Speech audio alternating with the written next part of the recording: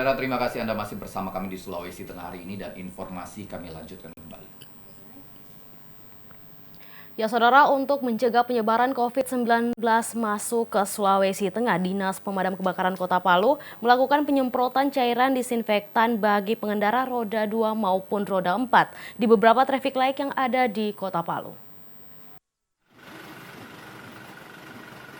Pemerintah daerah maupun Kota Palu sampai saat ini terus melakukan pencegahan agar penyebaran COVID-19 tidak masuk ke wilayah Provinsi Sulawesi Tengah. Salah satu pencegahannya yaitu melakukan penyemprotan cairan disinfektan bagi pengendara roda 2 maupun roda 4 di beberapa traffic light yang ada di Kota Palu. Kepala Seksi Inspeksi dan Pendidikan Damkar Kota Palu, Agus Tripper Setiawan, mengatakan penyemprotan cairan disinfektan di traffic light ini baru pertama kali dilakukan dan penyemprotan ini sendiri akan terus dilakukan sampai batas waktu yang belum ditentukan. Jadi kita tadi startnya dari kantor wali kota dulu, kita sterilkan mulai dari kantor wali kota, kita sisir, kita masuk di areal yang hitungannya objek vital di lampu merah antara Jalan Juanda, Sisingamangaraja, Muhammad Yamin, dan Veteran. Selain melakukan penyemprotan di traffic light, rencananya pihak Damkar Kota Palu juga akan bekerjasama dengan Dinas Kesehatan Kota Palu, BPBD Kota Palu, dan Palang Merah Indonesia untuk melakukan penyemprotan cairan disinfektan ke rumah masing-masing warga. Gamdika Chandra, kontributor TVRI Sulawesi Tengah. Ya, saudara, sejumlah guru di Sulawesi Tengah menegak kejuruan Negeri 5 Palu berinisiasi memproduksi seragam alat pelindung diri atau ADP bagi para tenaga medis yang menangani COVID-19 di wilayah ini. Bahkan APD yang dibuat mereka telah dipesan oleh salah satu rumah sakit rujukan di Sulawesi Tengah. Seperti inilah proses pembuatan alat pelindung diri yang diproduksi oleh sejumlah guru di Sekolah Menengah Kejuruan Negeri 5 Palu untuk para tenaga medis yang menangani pasien COVID-19 di Sulawesi Tengah. Proses pembuatan yang menggunakan bahan kain berjenis spanbon ini perharinya dapat diproduksi hingga puluhan APD dengan melibatkan sebanyak 7 guru yang ada di sekolah tersebut. Bahkan belum lama memproduksi seragam tenaga medis ini, pihak sekolah langsung mendapatkan orderan sebanyak 200 seragam dari Rumah Sakit Umum Undata yang merupakan salah satu rumah sakit rujukan di Sulawesi Tengah. Menurut salah seorang guru produktif Kriya Batik dan Tekstil Rajapata, jika pihaknya telah dipercayakan untuk memproduksi seragam ini dan untuk bahan yang digunakan telah sesuai rekomendasi standar APD dari pihak RSUD Undata. Dia mesan 200 lembar. Ini jenis kainnya ini spunbon. Spunbon. Kemudian dalam satu produk baju ini butuhnya 2,5 meter. Untuk satu buah. Ini berapa lama pembuatannya? Kami dikasih waktu 2 minggu untuk 200 lembar. Sementara itu, waktu produksi yang diberikan oleh pihak rumah sakit untuk menyelesaikan pembuatan APD ini yakni selama 2 pekan. Dari 200 APD yang diorder itu, pihak sekolah telah menyelesaikan sebanyak 100 seragam. Sementara untuk 100 seragam lainnya masih dalam proses pengerjaan dan ditargetkan akan selesai dalam waktu dekat. Rian Saputra, kontributor TVRI Sulawesi Tengah.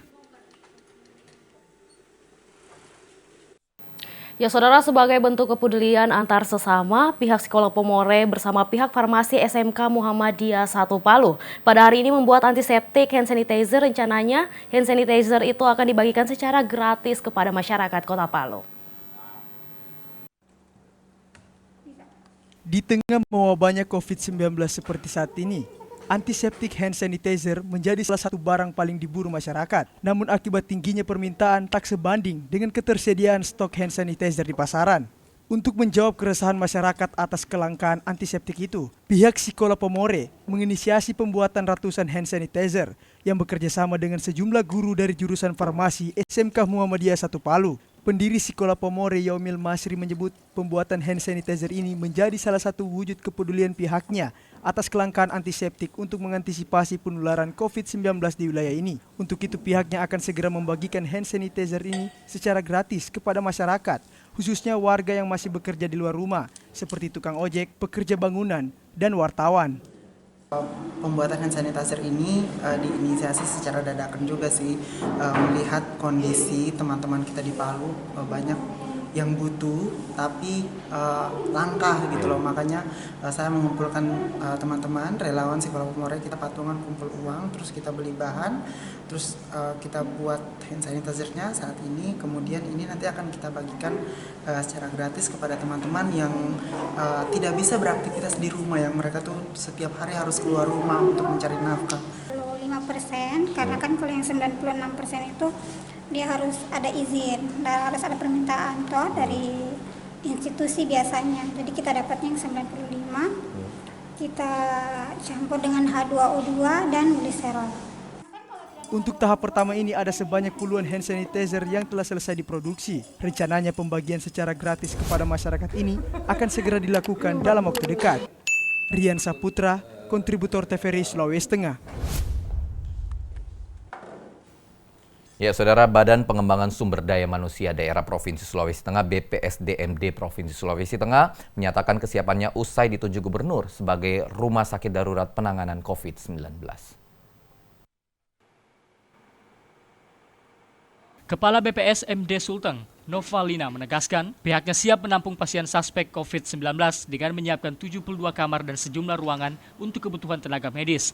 Ruangan yang tersedia merupakan bagian dari bangunan milik kantor yang diperuntukkan bagi peserta diklat dan daerah. Pihaknya telah berkoordinasi dengan Dinas Kesehatan Sulawesi Tengah guna mempersiapkan fasilitas yang dibutuhkan untuk penanganan pasien COVID-19 jika diperlukan. Menyiapkan 72 kamar untuk digunakan sebagai ruang tambahan nanti untuk pasien-pasien yang akan diisolasi untuk COVID-19 ini, seperti itu. Kami sudah melakukan koordinasi dengan Dinas Kesehatan, ya. Bahkan kami sudah menyiapkan selain kamar, kami juga menyiapkan ruang makan jika nanti itu diperlukan untuk mengolah sediaan makanan-makanan yang akan digunakan untuk pasien. Dari pantauan tim liputan TVRI Sulawesi Tengah, terlihat keberadaan bangunan dengan fasilitas tempat tidur, namun saat ini masih terkunci dan belum terisi peralatan medis layaknya ruang isolasi. Andika Pratama, kontributor TVRI Sulawesi Tengah.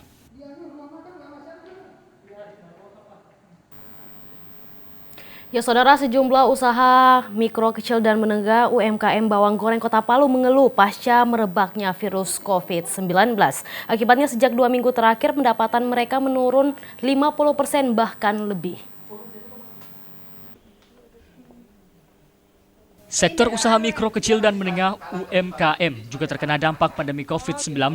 Sektor ini tak bisa lagi menjadi penyangga perekonomian seperti saat krisis ekonomi dan keuangan pada tahun 1998 dan 2008. Salah satu UMKM Kota Palu yang terdampak pandemi COVID-19 adalah pengrajin bawang goreng. Suwarno, pemilik usaha bawang goreng Kota Palu, mengaku sangat terpukul dengan adanya pandemi COVID-19.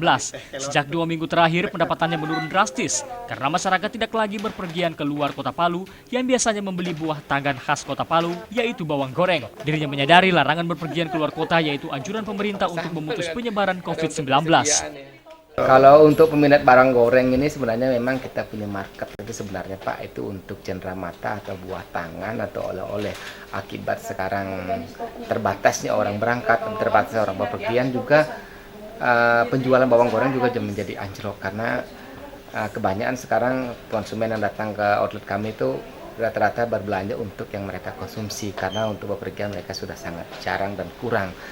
Suwarno menambahkan, meski penjualan bawang goreng menurun 50%, namun masyarakat Kota Palu saat ini lebih banyak berbelanja olahan daun kelor dan jahe merah yang diyakini dapat meningkatkan kekebalan tubuh agar terhindar dari COVID-19. Ia mengaku sejak merebaknya COVID-19, penjualan olahan daun kelor dan jahe merah rata-rata sehari laku terjual masing-masing 20 bungkus. Selain itu, olahan sambal roa, abon ikan, dan abon sapi juga menjadi minat pembeli untuk dikonsumsi sendiri, seiring dengan anjuran pemerintah untuk beraktivitas di rumah selama 14 hari ke depan. Tim Liputan TVRI Sulawesi Tengah melaporkan.